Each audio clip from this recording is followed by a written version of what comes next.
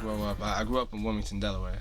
My whole family's from New York, but me and my sister, we were the only ones raised outside of New York. It was interesting. I always got to see the culture of the city and, you know, feel it. Obviously, my mother was from Brooklyn, so it was like that aesthetic and culture was always in the home. You know, obviously, I think New York has changed from the way a lot of the older New Yorkers think about it and things like that, but I definitely feel like myself with my artistry and other artists that I know are a part of a renaissance happening in the city, and just like new styles, new stories, new ways of doing some of the familiar things, but with a new look and touch, feel, all that.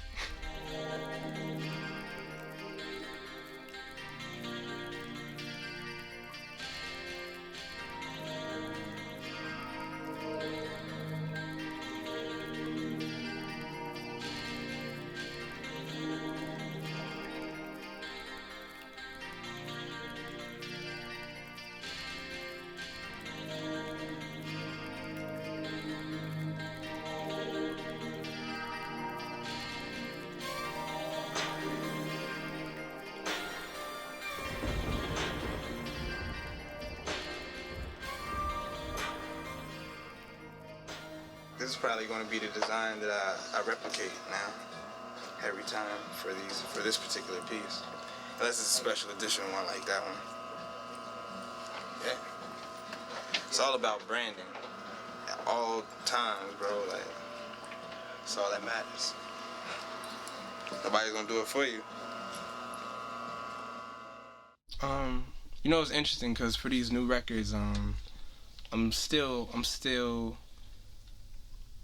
you know, you're figuring out certain things as a process. So, but like, I don't really go through a process for anything. Like, a lot of times when I'm creating the music, you know, people ask you like, "Oh, what are you thinking about?" I'm not thinking about this. To be honest with you, I'm not thinking about nothing. Like, it's very lucid. Like, you just kind of go off with the music, the mood that it's telling you. Like, I was talking to you guys earlier, kind of sort of about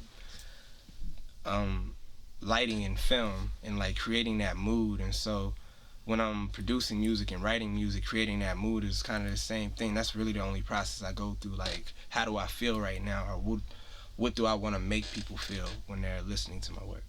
Every time is different. Like, even when I sit down and make a new beats, I never use the same drums. You know, I purposely don't make drum kits. Like, I have a whole folder full of crazy ass drums, but it's like I want the sound to be fresh each time that I sit down to do it. Like, you know, on the record that I'm working on now, the Govales record, is like I want it to be a consistent sound. So working with my co-producer on a lot of these records, Quincy Evans, like, you know, we have a certain feel and emotion that we wanted to give you, but it's like I want each one to have its own character and, like, you know, kind of story. 6 ways to kill a heart today are as follows: lust, greed, hurt to see, to sacrifice and surgery. Ways to kill a heart today are as follows: lust, greed, hurt to see, to sacrifice some surgery, and I'm guilty of them all.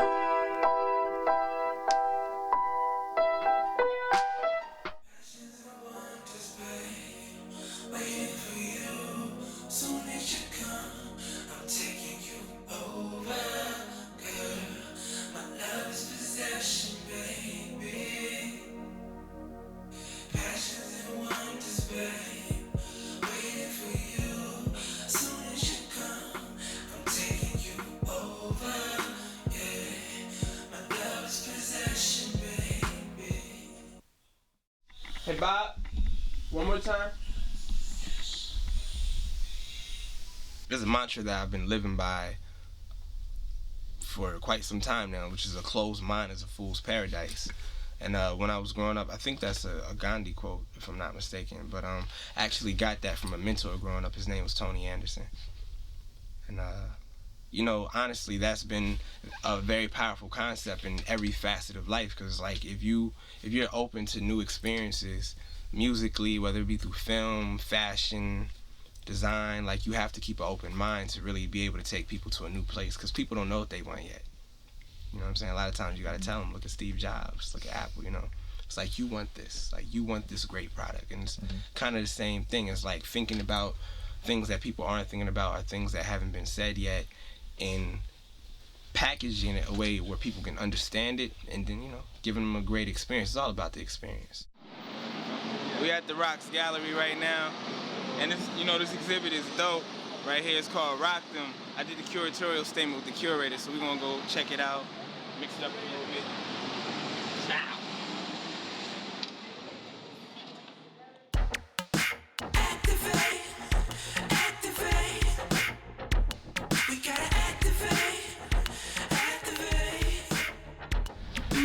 What's up? This is Laura O'Reilly. You are here at Rocks Gallery at 86 Delancey on the Lower East Side. We are inside of Rock Them, an exhibition that features Andy Warhol, Ryan McGinley, Bogdan Stroh here with the Kanye West mirrored piece. We have a mix of established and emerging artists in this show, all to express one theme, which is how we use fashion and art as a weapon and what it means to be an American today. And basically the entire exhibition was expressed as a song. The curatorial statement for the show is the anthem Rock Them, which was produced by you right here. I cue to that right now. And I wrote the words, and it's a nice collaboration, one of many to come, where we're expressing the art here at Rocks through audio and visuals. It's a marriage that cannot be divided. It is or. Natural flow. Yes. What do I like the most about the lifestyle that I chose right now? I would say the mental freedom that I have right now, and then just being able to affect people in a way that is almost like escapism. I feel like a lot of times entertainment is a way for people to go into another world that, you know, may seem like, I don't know, is better, or it might just take them away from certain experiences that they're having in this real life setting. Because, you know, reality can be kind of harsh sometimes. So I love making things that make people smile, or make people laugh, or make people feel, you know, depending on the night, you might feel sensual, you know, for the women, you know.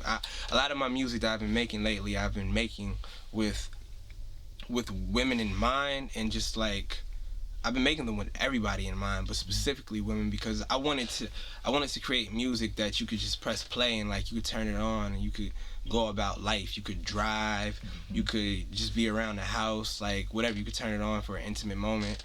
I just wanted to create lifestyle music, so being able to create lifestyle music is probably the best part of the lifestyle.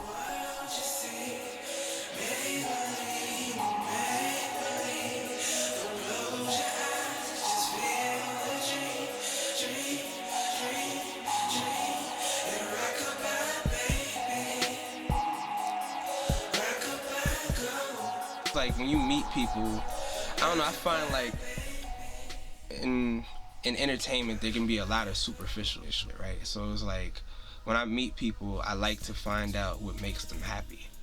You know, find out what people are really, what would you live for if you're not doing that in your profession already, like what makes you happy? So our conversation, our interactions can be like conducive. You know, otherwise, like, I feel like a lot of people get hammered over the head and they don't care about things.